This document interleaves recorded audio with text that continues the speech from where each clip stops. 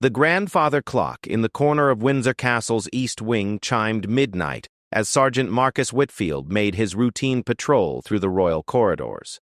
23 years of service had taught him to notice everything, from the smallest change in a painting's position to the faint sound of footsteps where there should be silence. Tonight felt different, though he couldn't quite put his finger on why. The castle held its usual nighttime stillness, broken only by the distant hum of security systems and the occasional creak of ancient wooden beams settling. Marcus adjusted his flashlight beam as he moved through the marble hallway, his polished boots making soft echoes against the stone floor. The portraits of long-dead monarchs seemed to watch him with knowing eyes, their painted faces illuminated briefly as his light swept past them. As he approached the administrative wing, something caught his attention. A thin line of light seeped from beneath the door of the private study, a room that should have been empty at this hour. King Charles had retired to his chambers nearly 3 hours ago, complaining of fatigue after a particularly demanding day of state meetings. The Queen Consort should be in her own quarters by now, likely reading or attending to her evening correspondence. Marcus paused, his hand instinctively moving to his radio. Protocol demanded he report any unusual activity immediately, but something held him back. Perhaps it was the complete silence that surrounded the room, or maybe it was the way the light seemed to flicker occasionally, as if someone inside was moving around carefully, trying not to be noticed. He approached the door with practiced stealth, his years of military training before joining the Royal Protection Unit serving him well. The thick carpet muffled his footsteps as he drew closer to the source of the light. Through the slight gap beneath the heavy oak door, he could make out the shadow of movement inside the room.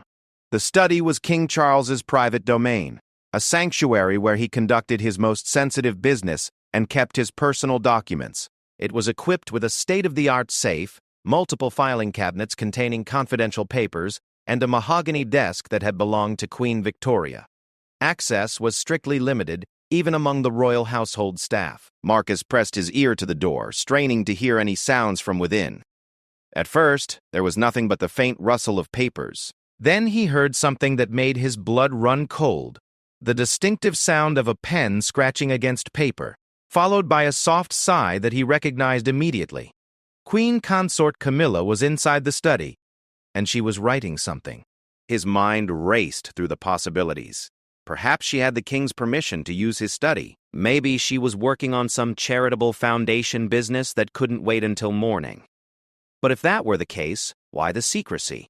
Why hadn't she informed the security detail of her presence in this restricted area?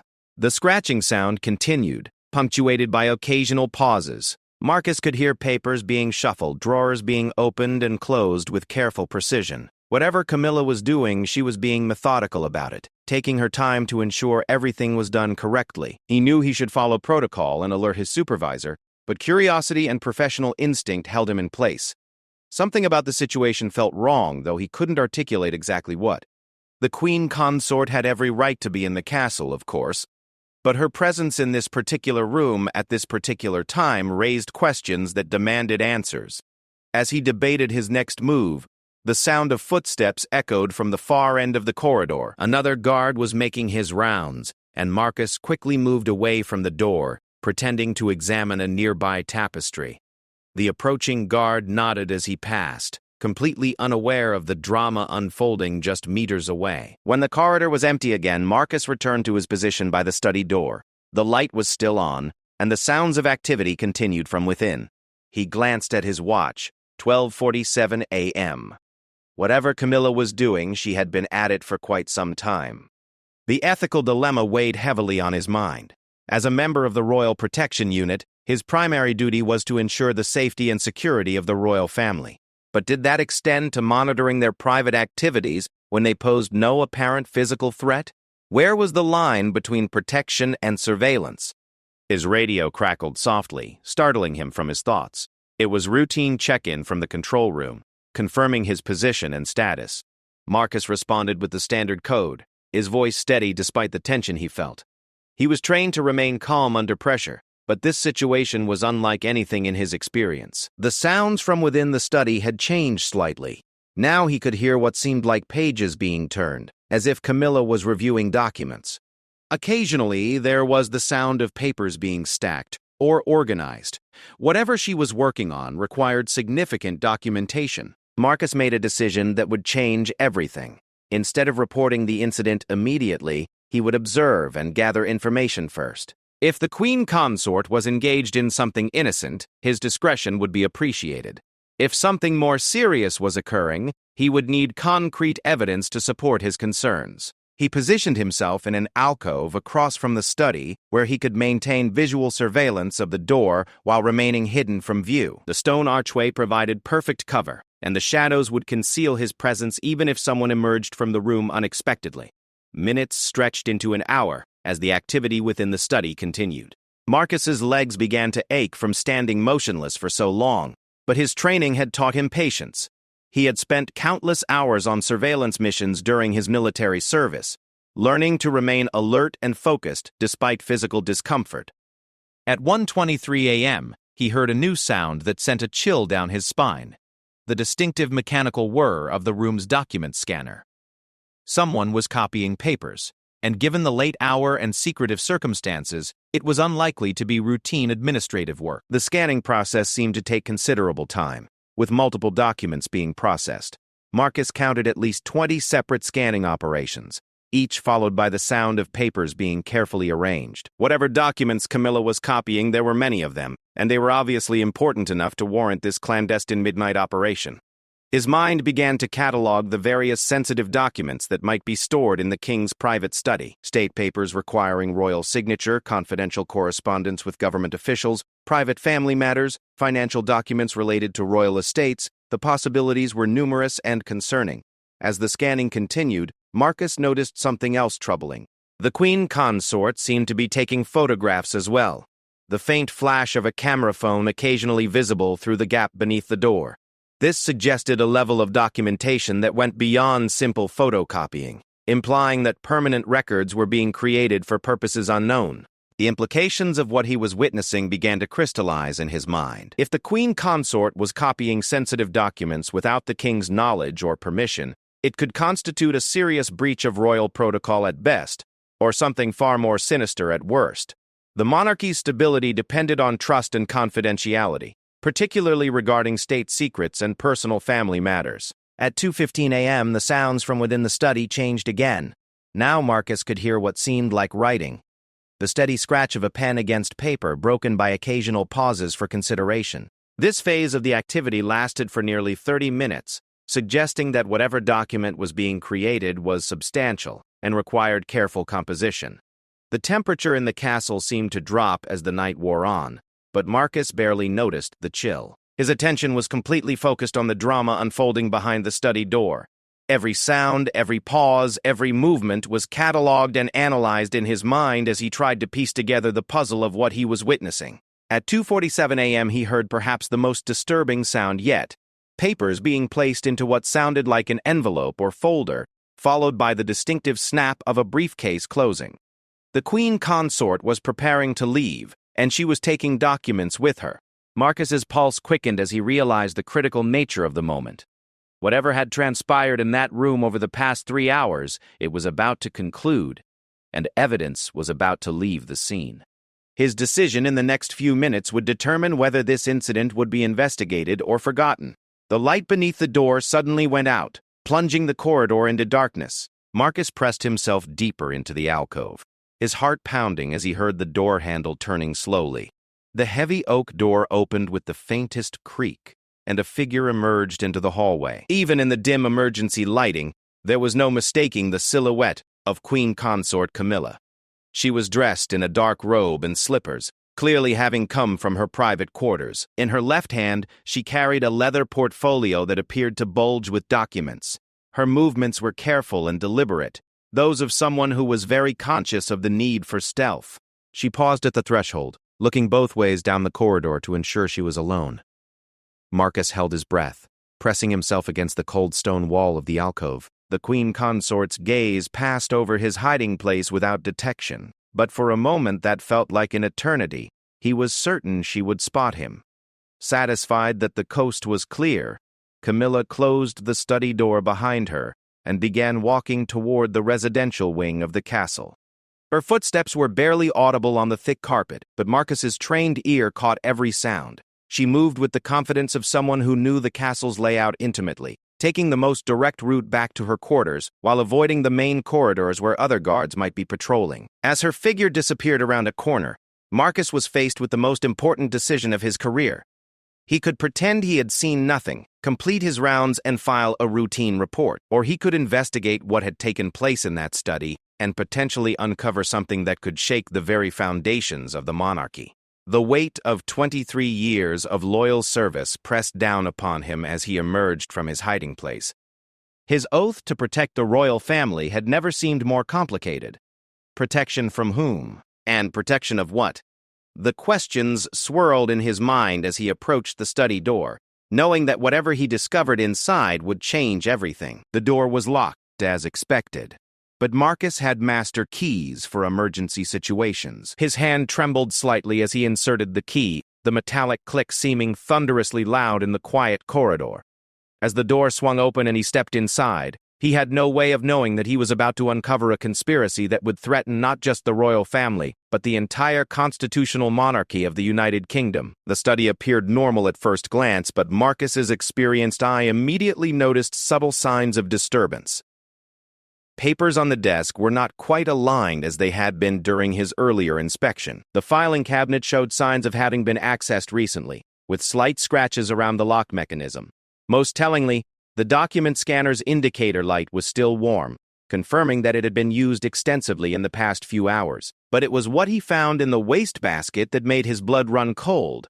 Several crumpled sheets of paper bearing what appeared to be practice signatures. And in the dim light of his flashlight, Marcus could make out two names written repeatedly in different handwriting styles: Charles R. and Camilla R. The implications hit him like a physical blow. The Queen Consort hadn't just been copying documents, she had been practicing the king's signature. And based on the evidence scattered before him, she had been doing it for some time, perfecting her forgery skills until they were indistinguishable from the genuine article. Marcus stood frozen in the doorway, the full magnitude of what he had witnessed finally becoming clear. This wasn't simply a case of unauthorized document access or breach of protocol. This was potential fraud on a scale that could bring down the monarchy itself, and he was the only person who knew about it. The grandfather clock in the corner chimed 3 a.m., its deep tones echoing through the silent castle like a funeral bell. Marcus Whitfield, loyal servant of the crown for more than 2 decades, realized that his world had just changed forever. The shadow monarchy was more real than he had ever imagined, and he was now its unwitting guardian of its darkest secrets. As he carefully gathered the evidence from the wastebasket, his mind was already racing ahead to the impossible choices that lay before him. Report what he had seen and potentially destroy the institution he had sworn to protect, remain silent and become complicit in whatever conspiracy was unfolding, or try to find a middle path that might preserve both the monarchy and his own conscience. The weight of the crown had never felt heavier than it did at that moment, as Marcus Whitfield stepped fully into the study to begin documenting what might prove to be the most significant discovery in modern royal history. The shadow monarch had revealed herself, and there would be no going back to the comfortable certainties of life before this night. In the distance, the first faint light of dawn was beginning to creep over the horizon, but for Marcus, the darkness was just beginning. The papers in his hands told a story that would challenge everything he thought he knew about loyalty, duty, and the true nature of power within the walls of Windsor Castle. The game was afoot, and Marcus Whitfield had just become its most reluctant player. The morning light streaming through the tall windows of Windsor Castle felt different to Marcus Whitfield as he stood at attention during the 8 a.m. briefing. 3 sleepless hours had passed since his discovery in the king's study, and every minute had been filled with internal torment about what to do with the explosive information he now possessed. Chief Inspector Davidson, head of Royal Security, conducted the morning briefing with his usual military precision. The overnight reports were routine: a minor security alert at the main gate that turned out to be a lost tourist, scheduled maintenance on the East Wing alarm system, and the standard personnel rotations. Marcus listened with half his attention while his mind replayed the events of the previous night. The evidence was safely locked in his personal locker, wrapped in a clean cloth and sealed in an evidence bag he had requisitioned from the security office. The practiced signatures, Scanner, warm-up logs, and photographs he had taken with his secure phone painted a picture that was as clear as it was devastating. Queen Consort Camilla had been forging King Charles's signature, and based on the sophistication of her technique, she had been doing it for some time. Whitfield, Chief Inspector Davidson's voice cut through his thoughts like a knife. "You look tired, Sergeant. Everything all right?" Marcus straightened, forcing his expression into its usual professional mask. "Fine, sir. Just a long shift." The lie tasted bitter in his mouth, but he wasn't ready to reveal what he knew. Not yet. He needed time to think, to plan, to decide on the best course of action that wouldn't destroy everything he had spent his life protecting. The briefing concluded with assignments for the day shift. Marcus was relieved to learn he would be stationed in the administrative wing, the same area where he had made his discovery. It would give him an opportunity to observe the Queen Consort's behavior and possibly gather additional evidence. As the other officers dispersed to their posts, Marcus lingered in the briefing room, pretending to review his duty roster while his mind raced through possible scenarios. He could report his findings directly to Chief Inspector Davidson, but that would immediately trigger an investigation that might become public knowledge. The scandal would be enormous, potentially damaging the monarchy's reputation irreparably. Alternative, he could attempt to confront the Queen Consort directly, giving her an opportunity to explain her actions before involving the authorities. But that approach carried its own risks. She might deny everything, destroy evidence, or worse, claim that Marcus himself was involved in some kind of conspiracy. The third option was the most troubling of all: remain silent and pretend nothing had happened. But every instinct Marcus had developed during his years of service told him that whatever conspiracy he had uncovered was far from over. The Queen Consort's midnight activities were likely part of a larger plan, and his silence might enable something even more serious to occur. As he made his way to the administrative wing, Marcus noticed that the castle's atmosphere felt different. Staff members went about their duties with the same efficiency as always, but there seemed to be an undercurrent of tension that hadn't been there before. Perhaps it was his imagination, colored by his newfound knowledge of the secrets hidden within these walls.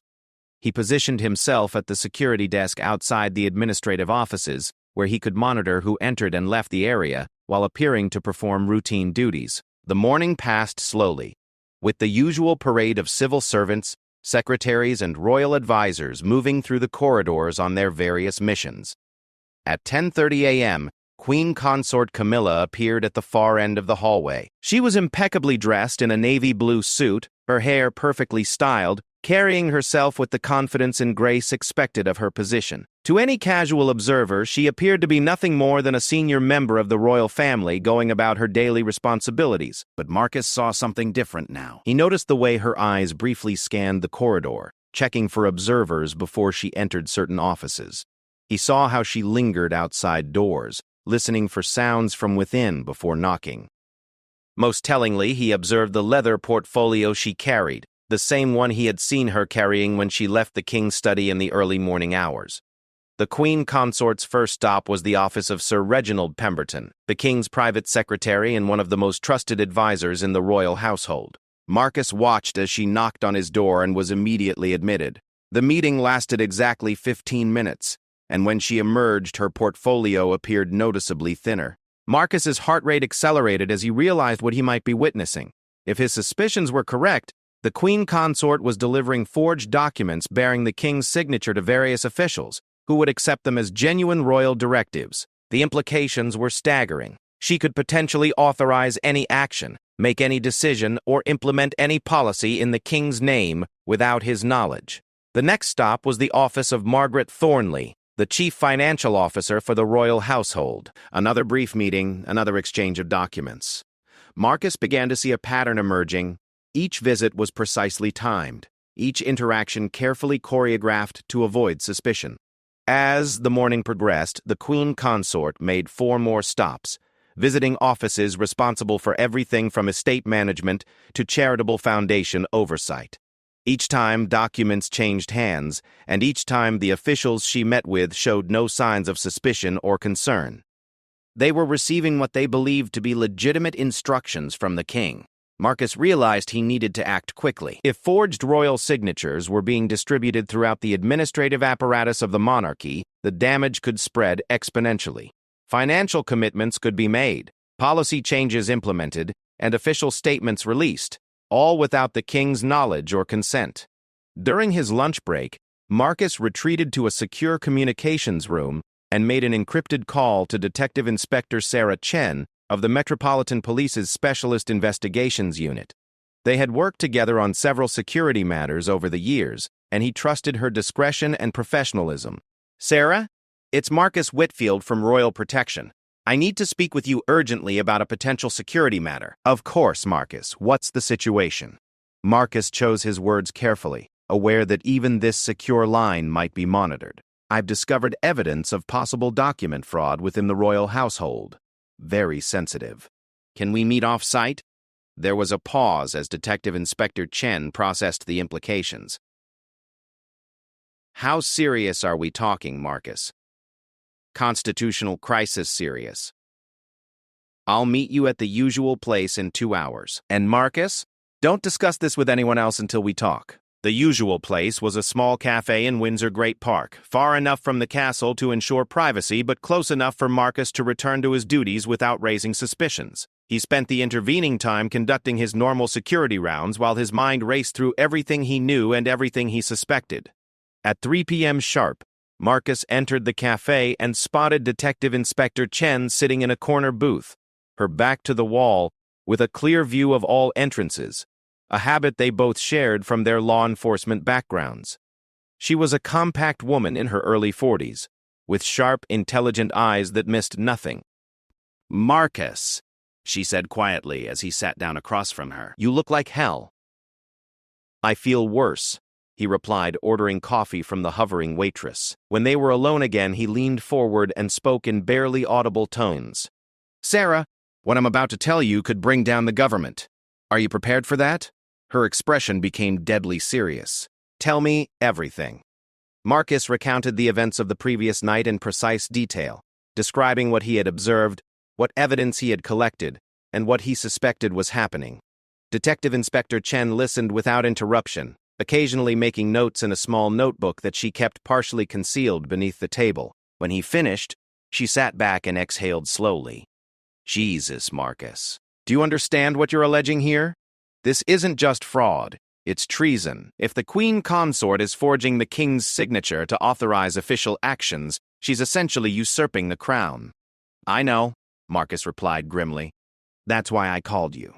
This is beyond anything the Royal Protection Unit can handle internally. We need external law enforcement involvement, but it has to be handled with extreme discretion." Detective Inspector Chen nodded thoughtfully. "The evidence you've collected is compelling, but we need more. We need to catch her in the act with clear documentation of what specific documents are being forged and what purposes they serve. Without that, any competent defense attorney could argue that she was acting with the king's knowledge and consent. So what do you suggest? We set up a surveillance operation. I'll assign one of my most trusted officers to work with you. We monitor her activities, document everything, and build an airtight case before we make any moves. But Marcus, once we start down this path, there's no going back. Are you absolutely certain about what you saw?" Marcus reached into his jacket and pulled out a small envelope containing photocopies of the evidence he had collected. "See for yourself." Detective Inspector Chen examined the papers carefully, her expression growing more grave with each page. The practice signatures were particularly damning, dozens of attempts to replicate the king's distinctive handwriting with progressive improvements in accuracy and fluency. "This is enough to start an investigation," she said finally, "but we need to be extremely careful about how we proceed. The constitutional implications are enormous. If word of this leaks before we have a complete picture, it could destabilize the government and potentially trigger a constitutional crisis." They spent the next hour developing a preliminary plan. Detective Inspector Chen would assign Detective Constable James Morrison, a specialist in white-collar crime and document fraud, to work undercover within the castle's administrative staff. Marcus would continue his normal duties while documenting any suspicious activities he observed. Most importantly, they would need to determine what specific documents had been forged and what actions had been taken based on those forged signatures. The scope of the conspiracy might extend far beyond what Marcus had witnessed. As they prepared to leave the cafe, Detective Inspector Chen placed a hand on Marcus's shoulder.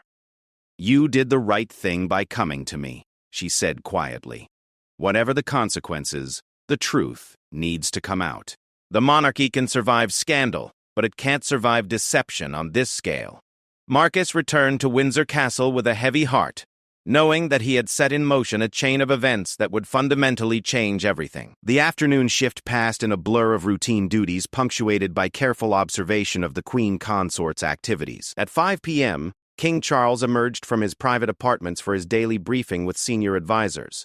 Marcus watched from his position in the administrative wing as the monarch made his way to the conference room, looking tired but alert. The irony was bitter. The king was about to receive briefings on decisions that might have been made in his name without his knowledge. The briefing lasted 90 minutes, during which time Marcus observed several officials entering and leaving the conference room. Sir Reginald Pemberton was among them, carrying a folder that Marcus strongly suspected contained documents signed with forged royal signatures. As evening approached, Marcus prepared for what he knew would be another sleepless night. The investigation was just beginning, and the evidence they needed to build a solid case would require patience, skill, and more than a little luck. But he was committed now, whatever the cost. At 7 p.m., as the day shift ended and the night security team took over, Marcus received a text message on his secure phone. "Package delivered. Contents confirmed. Full evaluation tomorrow. SC." Detective Inspector Chen had obviously shared the evidence with her forensic team, and their initial analysis confirmed what Marcus already knew. The signatures were forgeries, but they were extremely sophisticated ones. The Queen Consort had clearly been perfecting her technique for some time, possibly months or even years. As Marcus changed into civilian clothes in the security office locker room, he caught sight of himself in the mirror. The man looking back at him seemed older somehow, marked by the weight of knowledge that no loyal servant should have to bear. In less than 24 hours, he had gone from being a protector of the monarchy to being its potential nemesis. He thought about his oath of service, sworn 23 years ago when he first joined the Royal Protection Unit. He had pledged to defend the crown against all enemies, foreign and domestic. He had never imagined that the greatest threat might come from within the royal family itself. The evening news was playing on the television in the break room as Marcus gathered his personal belongings. The lead story was about King Charles's successful state visit to France, with footage of him signing important diplomatic agreements alongside President Macron. Marcus wondered grimly how many of those signatures were genuine, and how many might have been forged by his own wife. As he walked through the castle's corridors one final time before heading home, Marcus passed the king's study where it had all begun. The door was closed and locked, showing no signs of the drama that had unfolded there the night before. But Marcus knew that behind that door lay secrets that could reshape British history. His phone buzzed with another text message, this time from Detective Constable Morrison. "Starting tomorrow, will be in place as temporary administrative assistant. Maintain normal routine and document everything." The investigation was moving forward, gathering momentum like a boulder rolling down a mountainside. Marcus only hoped that when it finally came to rest, there would still be a monarchy left to protect. The Shadow Monarch had revealed herself, and now it was up to them to bring her activities into the light of justice. As he drove home through the darkening English countryside, Marcus Whitfield carried with him the burden of knowledge that would change everything.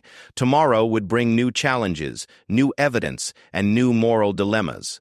But tonight, he would try to get some sleep, knowing that the fate of the crown now rested, in part, on his shoulders.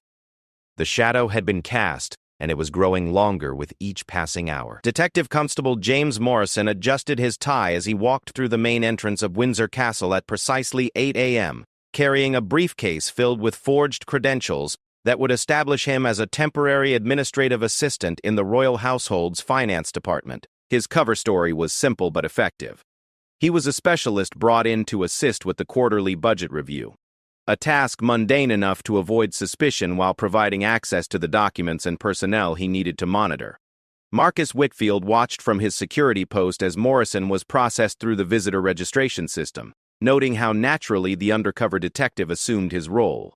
Morrison's background in accounting fraud investigations made him perfect for this assignment, and his unremarkable appearance, medium height, brown hair, conservative suit, would help him blend into the castle's administrative machinery without attracting attention.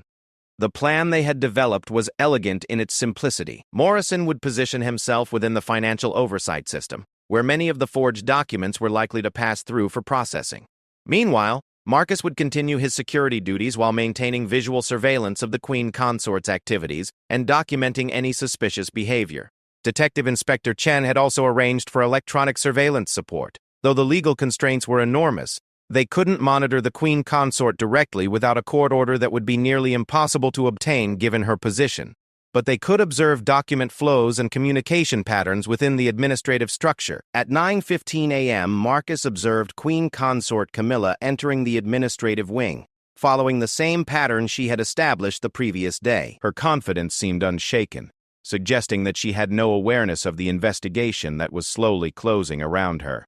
She carried the familiar leather portfolio and moved through the corridors with the practiced ease of someone who had made this journey many times before. Morrison, now established at a desk in the finance department's open plan office, was perfectly positioned to observe her first stop, a meeting with Sir Reginald Pemberton that lasted exactly 12 minutes.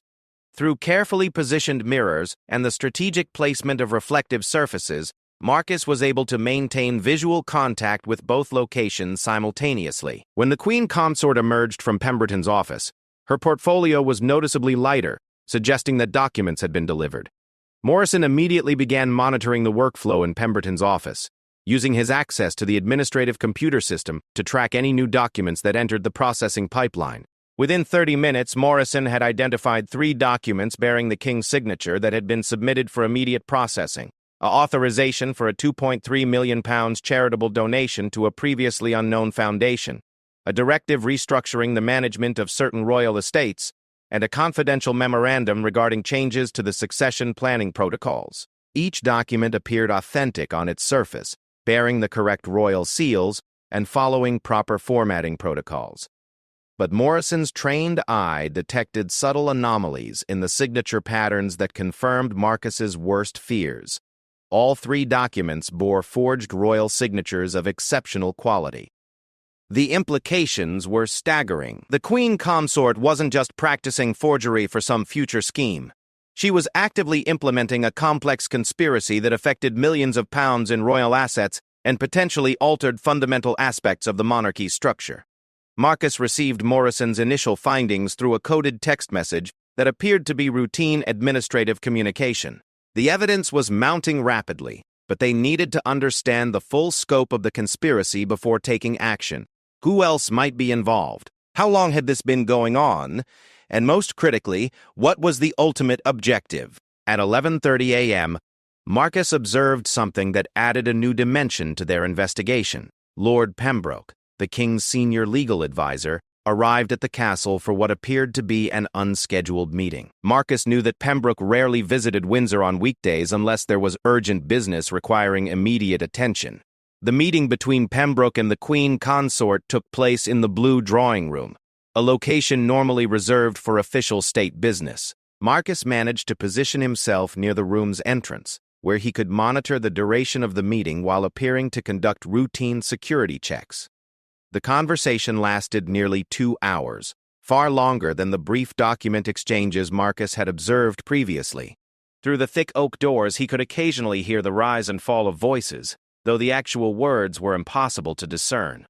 What was clear, however, was that this was a serious discussion involving matters of significant importance.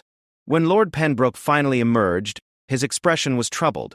Marcus had known the legal advisor for several years, and had never seen him look so concerned. Pembroke walked quickly through the corridors, his usual composed demeanor replaced by obvious anxiety. Morrison, who had been monitoring document flows throughout the morning, reported several disturbing developments. The charitable donation authorization had been processed with unusual speed, bypassing several standard review procedures. The estate management directive had been implemented immediately, with transfer orders already being prepared for several valuable properties. Most alarming of all, the succession planning memorandum had been forwarded to the Lord Chamberlain's office for immediate confidential review. The conspiracy was moving at accelerated pace, suggesting that time was a critical factor in whatever plan was being implemented. Marcus began to suspect that the Queen Consort might be operating under some kind of deadline, possibly related to an upcoming event or announcement that would make her forgery scheme impossible to continue. During his lunch break, Marcus made a secure call to Detective Inspector Chen from the same communications room he had used the previous day. "Sarah, we have a problem. This is much bigger than we initially thought." "How big?" "Constitutional crisis big. They're moving millions of pounds and potentially altering succession protocols. We need to accelerate our timeline." Detective Inspector Chen's voice was grim. "I was afraid of this. We've been analyzing the evidence you provided, and our handwriting experts confirm that these forgeries are the work of someone with extensive practice and possibly professional training." "This isn't amateur hour, Marcus. There's something else," Marcus continued. "Lord Pembroke had a long private meeting with her this morning, and he looked very uncomfortable when he left. I think she might be involving other officials in the conspiracy, either willingly or unwittingly. We need to bring this to the Director of Public Prosecutions immediately," Chen replied. "The legal implications are beyond anything we can handle at our level. But Marcus, you and Morrison need to maintain your positions until we can get authorization for formal arrests. We can't let this conspiracy continue, but we also can't move prematurely and risk losing the evidence." The afternoon brought new revelations as Morrison gained deeper access to the administrative systems. He discovered that several other documents bearing questionable signatures had been processed over the past 3 weeks, suggesting that the Queen Consort's activities were part of an ongoing operation rather than a recent development. Most disturbing was Morrison's discovery that some of these documents had authorized significant changes to the royal family's financial structure, including the establishment of new trust funds and the restructuring of existing charitable foundations. The pattern suggested a systematic effort to redirect royal resources for purposes that remained unclear. At 3:30 p.m., Marcus observed the Queen Consort making an unexpected visit to the castle's secure communications center, where diplomatic and state correspondence was handled. She spent 45 minutes in discussion with the communications director, a meeting that left the normally unflappable official looking distinctly uncomfortable. Morrison's monitoring of the communications systems revealed that several encrypted messages had been transmitted to various government departments and international contacts during this time. The content of these messages was beyond their current surveillance capabilities, but their timing and recipients raised serious questions about the scope of the conspiracy. As the day progressed, Marcus began to notice subtle changes in the behavior of various royal household staff members. Conversations seemed more hushed than usual, and there was a palpable tension in the administrative areas that hadn't been present earlier in the week. Either the conspiracy was beginning to unravel, or it was approaching some critical phase that had everyone involved on edge. At 5 p.m., King Charles made his usual appearance for the daily briefing with senior advisors, but Marcus noticed something different about the monarch's demeanor. He appeared more tired than usual, and there was a subtle wariness in his manner that suggested he might be beginning to suspect that something was amiss.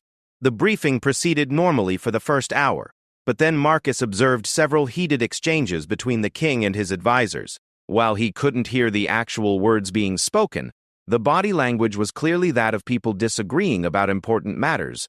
At one point, the king gestured emphatically while Sir Reginald Pemberton appeared to be trying to explain or justify something. Morrison, who had managed to position himself near the briefing room, reported that he could hear raised voices and what sounded like the king questioning several recent decisions that he claimed not to remember making. The situation was becoming increasingly volatile as the monarch began to realize that actions were being taken in his name without his knowledge or authorization. At 6:30 p.m., the briefing ended abruptly with the king storming out of the conference room, followed by several visibly distressed advisors. Marcus watched as the monarch headed directly toward his private study, the same room where this entire conspiracy had begun. Within minutes, alarms began sounding throughout the administrative wing as the king discovered evidence of unauthorized access to his private documents. Security protocols were immediately activated, and Marcus found himself part of the response team investigating what was officially classified as a potential security breach. The irony wasn't lost on him as he helped secure the very crime scene where he had first discovered evidence of the Queen Consort's forgery activities. But the king's angry reaction provided the perfect cover for Marcus and Morrison to document additional evidence while appearing to conduct legitimate security procedures. In the king's study, they found clear signs of recent unauthorized access file cabinets that had been opened with expert precision, computer systems that showed evidence of recent use, and most damning of all, several draft documents bearing practice signatures hidden behind other papers in the desk drawers. The king's rage was evident as he catalogued what appeared to be missing or disturbed documents. Several important state papers were unaccounted for, including communications with the Prime Minister and confidential correspondence with foreign heads of state. The potential for international embarrassment was enormous if these documents had been compromised or misused. As the security investigation continued into the evening, Marcus realized that the conspiracy was collapsing under its own weight. The Queen Consort's activities had become too extensive and too bold to remain hidden indefinitely. The king's discovery of the security breach had triggered a chain of events that would inevitably lead to the truth. At 8 p.m., Detective Inspector Chen arrived at the castle under the pretext of assisting with the security investigation. Her presence provided the perfect opportunity for Marcus and Morrison to brief her on their findings while maintaining their cover identities. "The evidence is overwhelming," Morrison reported quietly as they stood in a corner of the security office. "We have documented forgeries, unauthorized financial transfers, and clear evidence of systematic deception. The question now is how to proceed without causing a constitutional crisis." Detective Inspector Chen nodded grimly. "The Director of Public Prosecutions has been briefed, and we have authorization to make arrests as soon as we have the Queen Consort in custody with physical evidence." "But Marcus, this is going to be the most sensitive arrest in British history. We need everything to be perfect." As if summoned by their conversation, the Queen Consort appeared in the administrative wing at exactly 8:30 p.m., carrying her familiar leather portfolio and moving with the same confident stride that had characterized her activities over the past few days. But this time, Marcus was ready. He activated the concealed recording device that Detective Inspector Chen had provided, ensuring that everything that followed would be documented with crystal clarity. The Shadow Monarch was about to be revealed in the full light of justice, and Marcus Whitfield would be there to witness the moment when 23 years of loyal service culminated in the most important arrest of his career. The Queen Consort walked directly toward the king's study, apparently unaware that her midnight activities had been discovered and that investigators were closing in around her. As she reached for the door handle, Marcus stepped out of the shadows where he had been waiting, his voice steady despite the magnitude of what he was about to do. "Your Majesty," he said quietly, "I'm afraid I need to speak with you about some irregularities that have come to light." The look of surprise and then calculation that flashed across her face told Marcus everything he needed to know. The Shadow Monarch knew that her reign of deception was coming to an end, and the next few minutes would determine whether she would surrender gracefully or fight to the very end to protect her secrets. The confrontation that Marcus had been dreading was finally at hand, and with it the answers to questions that would reshape the British monarchy forever. The silence that followed Marcus's words seemed to stretch forever, though in reality it lasted only seconds. Queen Consort Camilla's face went through a remarkable transformation, from surprise to calculation to a kind of resigned acceptance that suggested she had always known this moment might come. Her grip tightened on the leather portfolio, but she made no attempt to flee or deny what was happening. "Sergeant Whitfield," she said finally, her voice steady despite the circumstances, "I wondered when you might approach me about this matter. You've been watching me quite carefully, haven't you?" The admission caught Marcus off guard. He had expected denial, confusion, or anger, anything but this calm acknowledgement of his surveillance. "Your Majesty, I need to ask you to accompany me to the security office where we can discuss this matter privately." "Of course," she replied with dignity that seemed almost regal in its composure. "Though I suspect our conversation will be anything but private given the circumstances." As they walked through the corridors toward the security office, Marcus was acutely aware of the historical significance of what was happening. Never before in British history had a member of the royal family been apprehended for such serious crimes. The constitutional implications were staggering, and every step they took brought them closer to an unprecedented crisis. Detective Inspector Chen was waiting in the security office, along with Detective Constable Morrison and Chief Inspector Davidson, who had been briefed on the situation just minutes before. The room felt charged with tension as Queen Consort Camilla entered, her bearing still dignified despite the circumstances. "Your Majesty," Detective Inspector Chen began formally. "I am Detective Inspector Sarah Chen of the Metropolitan Police. I need to inform you that you are under arrest on suspicion of forgery, fraud, and conspiracy to commit crimes against the Crown. You have the right to remain silent, and anything you say may be used as evidence against you." The reading of rights to a member of the royal family was a surreal moment that none of them had ever imagined they would witness, but Camilla listened with apparent calm, nodding slightly when the formal procedure was complete. "I understand," she said quietly. "And I suppose you want to examine the contents of this portfolio." She placed the leather case on the security office table with deliberate care, as if it contained precious artifacts rather than evidence of her crimes. Detective Inspector Chen opened it carefully, revealing a collection of documents that would prove to be even more damning than they had anticipated. Inside were not only recently forged documents bearing the king's signature, but also drafts and practice sheets showing the evolution of her forgery techniques over what appeared to be several months. Most shocking of all were detailed notes in her own handwriting outlining a systematic plan to gradually assume control over various aspects of royal decision-making. "My God," whispered Chief Inspector Davidson as he examined the documents. This wasn't just opportunistic fraud. This was a calculated attempt to usurp royal authority. Morrison, his accounting background making him particularly suited to analyze the financial documents, quickly identified the scope of the conspiracy. "She's been systematically redirecting royal funds, restructuring trust arrangements, and even altering inheritance provisions. The total value involved is over £50 million. But it was the final document in the portfolio that stunned everyone into silence. It was a draft letter, written in the Queen Consort's hand but intended to bear the king's forged signature, announcing his abdication due to health concerns and the immediate elevation of Camilla to serve as regent pending Prince William's formal succession. The implications were breathtaking. If this plan had been implemented successfully, Camilla would have effectively seized control of the monarchy, wielding royal power in her own right while appearing to act as a dutiful regent protecting the crown during a crisis. "This is treason," Detective Inspector Chen said quietly, the full magnitude of the conspiracy finally becoming clear. "This goes far beyond simple fraud. You were planning to overthrow the legitimate succession and install yourself as de facto monarch." For the first time since her arrest, Queen Consort Camilla showed signs of emotion. Her carefully maintained composure cracked slightly, and when she spoke, there was a note of desperation in her voice that hadn't been there before. "You don't understand," she said, leaning forward intensely.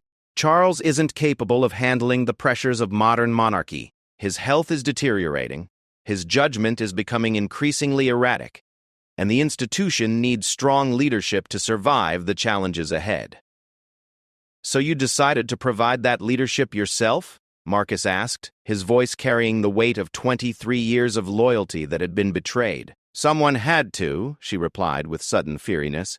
"The monarchy is facing existential threats, political pressure, public skepticism, financial constraints, and international complications that require decisive action. Charles dithers and delays while the crown loses influence and relevance." Detective Inspector Chen leaned back in her chair, studying the woman before her with professional interest. "When did this plan begin, Your Majesty? How long have you been forging the king's signature?" Camilla was silent for several minutes, apparently weighing her options. Finally, she seemed to reach some internal decision about cooperation. It started small. About 8 months ago, Charles had missed several important deadlines for financial authorizations while he was dealing with his father's death and the transition to kingship. I signed one document to prevent a charitable foundation from losing a matching grant, and it escalated from there, Morrison observed. "The system worked so smoothly," she continued, a note of bitter irony in her voice. "No one questioned the signatures because no one expected them to be questioned. The royal household operates on trust and tradition, making it surprisingly easy to manipulate when you understand the mechanisms." Marcus felt sick as he listened to her casual description of betraying that trust. But why continue? Why not stop with that one document? "Because I realized how much good I could do," Camilla replied with sudden passion. "While Charles was paralyzed by indecision, I was able to approve funding for worthy causes, streamline administrative processes, and make the kinds of reforms that he talks about but never implements. And the personal enrichment? Detective Inspector Chen asked, gesturing to the financial documents. The trust restructuring and estate transfers? Camilla's expression hardened. Those were practical necessities. If I was going to effectively govern, I needed to ensure that the resources were available to support proper decision-making. The existing financial arrangements were antiquated and inefficient. The interrogation continued for 3 more hours, during which the full scope of the conspiracy was gradually revealed. Camilla had been working with a small network of advisors and administrators, some of whom were aware of her forgery activities and others who had been unwittingly manipulated into supporting her initiatives. Lord Pembroke, it emerged, had become suspicious of certain documents and had confronted Camilla that morning. The tense meeting that Marcus had observed. She had managed to convince him that she was acting with the king's knowledge and consent, but his discomfort had been evident. Sir Reginald Pemberton had been completely unaware of the forgeries, believing he was processing legitimate royal directives. His efficiency and dedication to duty had made him an unwitting accomplice in the conspiracy, processing forged documents with the same care he gave to genuine royal business. Most disturbing was the revelation that several other royal household members had been gradually drawn into supporting what they believed were the king's initiatives, creating a shadow administration that was slowly supplanting the legitimate royal authority structure. At 11:30 p.m., Detective Inspector Chen made the decision to expand the investigation immediately. We need to arrest the other conspirators tonight before they can destroy evidence or coordinate their stories. This is going to require a coordinated operation involving multiple teams. The next several hours were a blur of activity as law enforcement teams moved throughout London and the surrounding areas, arresting individuals who had been identified as part of the conspiracy. Each arrest revealed additional evidence, painting a picture of systematic deception that had infected multiple levels of the royal administrative structure. King Charles, who had been informed of the situation after Camilla's arrest, was devastated by the revelations. Marcus observed him during a brief security briefing at 2 a.m., noting how the monarch seemed to have aged years in a matter of hours. The personal betrayal was obviously as painful as the constitutional crisis it had created. "How could I not have known?" the king asked repeatedly, reviewing documents that bore his forged signature. "These affect matters I care deeply about, decisions I should have been involved in making. How did I become so disconnected from my own responsibilities?" The answer, as it emerged over the following hours, was that Camilla had been systematically isolating the king from routine administrative matters, convincing him that his focus should be on ceremonial duties and major state affairs while she handled the mundane business of royal household management. By gradually taking control of document flow and administrative processes, she had created a situation where the king was signing fewer and fewer documents himself, making it easier for her forgeries to go undetected. She had essentially trained the royal household to operate without direct royal involvement, making her own authority seem natural and legitimate. As dawn broke over Windsor Castle, Marcus found himself standing in the same corridor where he had first observed Camilla's midnight activities just 3 nights earlier. Everything had changed since then. The queen consort was in custody, multiple conspirators had been arrested, and the monarchy was facing its greatest internal crisis in modern history. Detective Inspector Chen approached him as he stood there, looking as exhausted as he felt. "The preliminary hearings will begin this afternoon," she informed him. "The legal system is scrambling to figure out how to prosecute a member of the royal family for treason, but the evidence is overwhelming." "What happens to the monarchy?" Marcus asked, voicing the question that was on everyone's mind. "That's above our pay grade," she replied grimly. "But I suspect there will be significant constitutional discussions in the days ahead. The public will need to be informed, Parliament will need to address the succession implications, and the royal family will need to rebuild trust that has been fundamentally damaged." Morrison joined them, carrying a thick folder of evidence that had been collected throughout the night. "The financial analysis is complete," he reported. "The total amount involved in fraudulent transactions is just over £73 million, affecting everything from charitable foundations to estate management. It will take months to unwind all the unauthorized changes she made." Marcus shook his head in amazement at the scope of the deception. £73 million and no one noticed? "That's the insidious nature of this type of fraud," Morrison explained. Each individual transaction appeared legitimate when viewed in isolation. It was only when we looked at the pattern of activity that the systematic nature became clear. The morning brought a parade of officials, lawyers, and advisors as the government machinery slowly absorbed the magnitude of what had happened. The Prime Minister arrived at 8 a.m. for an emergency consultation with King Charles, followed by representatives from Parliament, the judiciary, and various constitutional experts. Marcus watched these proceedings from his position in the security detail, marveling at how quickly the crisis was consuming the attention of the entire British governmental structure. What had begun as his personal dilemma about whether to report suspicious activity had become a national emergency requiring the highest levels of political and legal intervention. At 10 a.m., he was summoned to meet with a delegation from the Cabinet Office, who needed his first-hand account of how the conspiracy had been discovered and investigated. His testimony would be crucial in establishing the timeline of events and the extent of the deception. As he prepared for what would undoubtedly be the most important testimony of his career, Marcus reflected on the choices that had brought him to this moment. His decision to investigate rather than ignore what he had observed had prevented the conspiracy from reaching its ultimate goal, but it had also exposed the monarchy to unprecedented scandal and constitutional uncertainty. The shadow monarch had been revealed, but the light that exposed her had also illuminated fundamental weaknesses in the system that had allowed such deception to flourish. The institution that Marcus had devoted his life to protecting would survive, but it would never be quite the same. The truth, as painful as it was, had finally emerged from the shadows. Now came the even more difficult task of rebuilding trust and ensuring that such a conspiracy could never threaten the crown again. 6 months had passed since the night that changed everything, and Marcus Whitfield stood once again in the corridors of Windsor Castle, though his role had evolved considerably since that fateful evening. As the newly appointed Director of Royal Security Integrity, he now oversaw comprehensive reforms designed to prevent any similar conspiracy from threatening the crown in the future. The trial of Queen Consort Camilla and her co-conspirators had concluded 3 weeks earlier, resulting in convictions that sent shockwaves through the British establishment. She had been sentenced to 12 years in prison for high treason, fraud, and conspiracy to subvert the constitutional monarchy.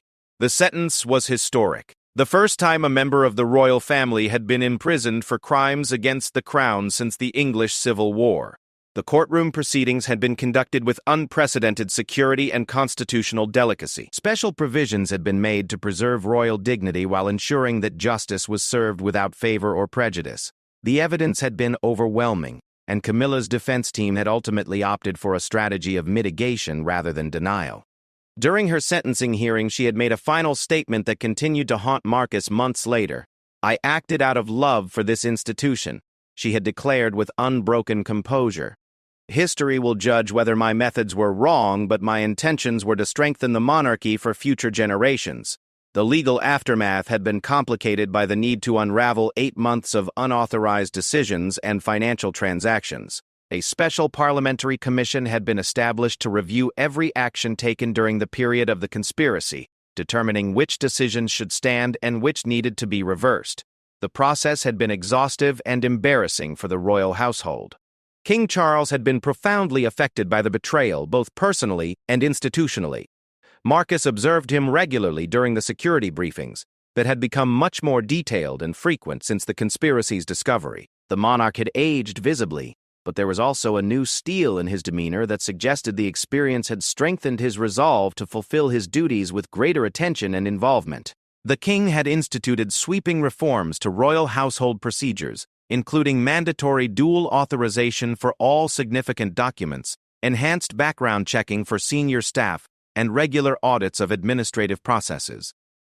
Marcus's new position was central to these reforms, giving him authority to investigate any irregularities or suspicious activities within the royal administration. Detective Inspector Chen had been promoted to Detective Chief Inspector and now headed a specialized unit within Scotland Yard dedicated to protecting constitutional institutions from internal threats. Their investigation had revealed that Camilla's conspiracy was part of a broader pattern of institutional vulnerabilities that existed throughout the British governmental structure. Detective Constable Morrison, whose undercover work had been crucial in gathering evidence, had been fast-tracked for promotion and now specialized in white-collar investigations involving public institutions. His expertise in financial fraud had proven invaluable in unraveling the complex web of unauthorized transactions that Camilla had orchestrated. The public reaction to the scandal had been intense but ultimately supportive of the monarchy's survival. Opinion polls showed that while trust in the royal family had been shaken, the decisive action taken to investigate and prosecute the conspiracy had actually strengthened public confidence in the institution's ability to police itself and maintain its integrity. Parliament had passed the Royal Accountability Act, establishing new oversight mechanisms and legal frameworks for investigating misconduct within the royal household. The legislation had been controversial, with some arguing that it compromised royal independence, while others insisted that it was necessary to prevent future conspiracies. Prince William and Princess Catherine had played crucial roles in maintaining public confidence during the crisis. Their visible commitment to transparency and accountability had helped reassure the public that the next generation of royals understood the lessons learned from the scandal. William had publicly praised the security personnel who had uncovered the conspiracy, describing them as heroes who had protected the crown from its enemies. The international implications had been significant as well. Several diplomatic initiatives that had been implemented using forged signatures had to be renegotiated, causing temporary strain in some relationships, but ultimately demonstrating the United Kingdom's commitment to honesty in international affairs. Foreign governments had generally responded positively to the transparency with which the crisis had been handled. Marcus's daily routine now included comprehensive monitoring of all administrative activities within the royal household. Advanced digital systems tracked document flows, signature authentications were performed using sophisticated forensic techniques, and regular random audits ensured that no unauthorized activities could go undetected for more than a few days. The psychological impact on the royal household staff had been profound. Many dedicated employees had felt personally betrayed by Camilla's deception, particularly those who had unknowingly facilitated her conspiracy. Counseling services had been provided, and several staff members had chosen to retire or transfer to other positions rather than continue working in an environment that had been so thoroughly compromised. Sir Reginald Pemberton had been cleared of any wrongdoing but had chosen to retire early, feeling that his failure to detect the forgeries reflected poorly on his competence. His replacement, Dame Margaret Thornhill, brought extensive experience in government oversight and had been specifically chosen for her expertise in detecting institutional fraud. The financial recovery process had been largely successful, with most of the misappropriated funds returned to their proper accounts. Several charitable organizations that had unknowingly benefited from fraudulent donations had voluntarily returned the money, though some smaller charities had been permitted to retain funds that would have caused significant hardship if reclaimed. Lord Pembroke had weathered the scandal with his reputation intact, having been the first official to suspect something was wrong. His early warnings, though initially dismissed, had ultimately contributed to the investigation's success. He now served as the king's principal advisor on constitutional matters, helping to develop new protocols that would prevent similar conspiracies. The most challenging aspect of the aftermath had been rebuilding the personal relationships within the royal family. Prince William and Prince Harry had both struggled with the betrayal of trust, particularly given their stepmother's previous role in their lives. Family counseling had been arranged, though the details remained strictly confidential. Princess Anne had emerged as a strong voice for institutional reform, using her reputation for straightforward speaking to advocate for the changes that had been implemented. Her public statements about the need for accountability and transparency had been instrumental in maintaining public support during the crisis. The security protocols that Marcus now oversaw were the most comprehensive in royal history. Every document bearing a royal signature was verified using multiple authentication methods, including handwriting analysis, digital forensics, and biometric confirmation when possible. The days when a single forged signature could authorize significant actions were definitively over. Training programs had been implemented for all royal household staff, teaching them to recognize signs of potential fraud or unauthorized activity. The culture of unquestioning deference that had enabled Camilla's conspiracy was being systematically replaced with one of informed vigilance and professional skepticism. Marcus often found himself reflecting on the chain of events that had led from his routine patrol to the transformation of the entire royal security apparatus. His decision to investigate rather than ignore what he had observed had not only prevented a constitutional crisis, but had also strengthened the monarchy's defenses against future threats. The personal cost had been significant. The stress of the investigation and trial had taken a toll on his health and family relationships. His wife had struggled with the public attention that followed his testimony, and their children had faced difficult questions from classmates about their father's role in exposing the conspiracy. But there had also been unexpected rewards. Marcus had received the Royal Victorian Order from King Charles himself, a recognition of his exceptional service to the crown. More importantly, he had gained the deep respect of his colleagues and the satisfaction of knowing that his actions had preserved the integrity of an institution that had served Britain for over 1,000 years. The lessons learned from the conspiracy had implications far beyond the royal household. Government departments, corporate boards, and institutional leaders throughout the United Kingdom had studied the case to identify vulnerabilities in their own systems. The scandal had served as a wake-up call about the dangers of concentrated authority and insufficient oversight. International security services had also taken note of the sophisticated nature of the forgery techniques and the systematic approach to institutional subversion. Training programs had been developed to help identify similar threats in other constitutional monarchies and democratic institutions. As Marcus concluded his evening security review 6 months after that transformative night, he received a message that the king wished to see him personally. Such requests were no longer unusual, as the monarch had become much more directly involved in security matters following the conspiracy's exposure. King Charles received him in the same study where the conspiracy had begun, though it had been completely reorganized and equipped with new security features. The irony of meeting in that location was not lost on either of them. "Marcus," the king began, "I wanted to speak with you personally about the 6-month review report. The improvements in our security posture have been remarkable, and I understand that's largely due to your leadership." "Thank you, Your Majesty. The entire team has worked tirelessly to implement the reforms. We're confident that nothing like the previous conspiracy could occur under the current protocols."